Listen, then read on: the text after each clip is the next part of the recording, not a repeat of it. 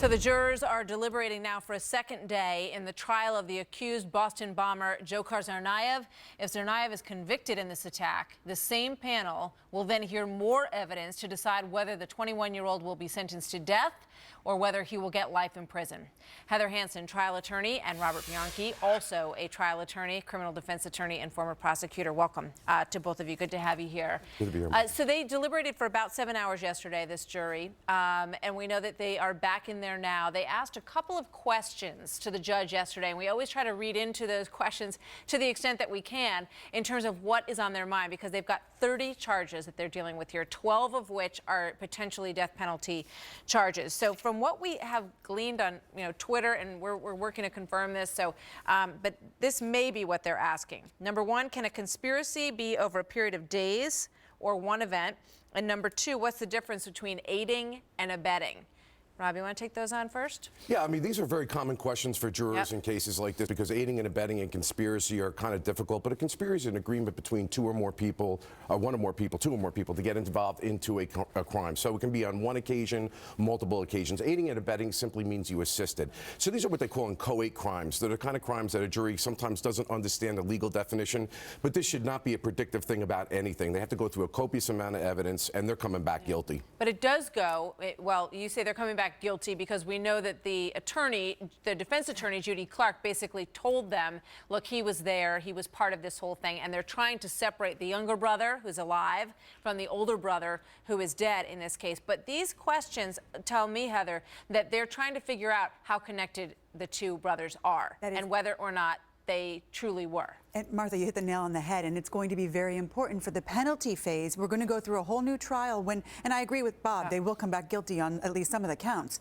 But when we get to the penalty phase, the team's hands were tied when it came to how much they could get into the brother's influence over him. In the penalty phase, they're going to present a lot more evidence to that end. So the fact that the jury is already thinking that way is a good sign for the defense. Let's pull up some of these pictures that the jury has had to take a look at. The first one is Dzhokhar Tsarnaev as he is standing almost directly behind little Martin Richard, 8 years old, whose body was literally destroyed by these bombs. So this, obviously the prosecutor would be arguing very deliberate. He could see the people that were around when he placed that backpack down. And when it goes to the death issue, one of the things that they'll have to decide is whether or not he, put in life in danger of this vulnerable child, Bob. Yeah, I mean, listen, the evidence in this case is overwhelming in terms of the conspiracy and aiding and abetting. The fact that not only did they do these things in concert with one another, they did it specifically to affect as many people as possible. And then even after the crime, he's writing why he did it, and he's proud that he did it. And we're going to take a look at that. And I just want to pull up the picture of the three people who were killed. Martin Richard, the little boy that you saw in that picture, Crystal Campbell, and Lindsay Liu. These three young lives were snuffed out by these two brothers, and that does not appear to be in question. Pull up, if we can, some of the information that was scrawled on the inside of the boat, because Dzhokhar Tsarnaev wrote these words, and the prosecution says that these are basically he's admitting to the crime here. He says, God has a plan for each person. Mine was to hide in his boat and shed some light on our actions. He goes on to saying the U.S. government is killing our innocent civilians, but most of you already know that. I don't like killing innocent people. It is forbidden in Islam.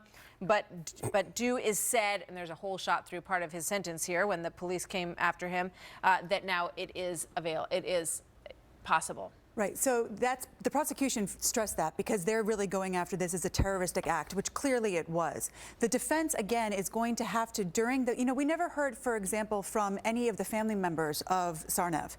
I think during the penalty phase, you're going to hear some of that. You're going to hear how he grew up. You're going to hear more about his brother's influence on him. Because what this defense ultimately wants to do is get one juror to not go for the death penalty here. We know he's going to be convicted on at least one of the death penalty counts. Some of these are a little more difficult, though, Martha. They're going to have the indictment in front of them, which is what, 30-something counts, and then a 30-page jury verdict form, and they have to flip back and forth to figure this out. So this time that they're taking is completely acceptable and expected. Yeah. So But quick final thought, if you can, Rob. Yeah, Martha, I was going to say, Yeah. The fact that he wrote this in the boat shows that even after he saw this carnage, he had absolutely no remorse and justified what he did, which is the defense is doing a great job, but they will not overcome that evidence. Guilty, death penalty. All right. We'll bring you back because there's a lot to discuss, and they're still in there. So thank you very much. Thank both of Thank you. Good to have you today. Okay, great.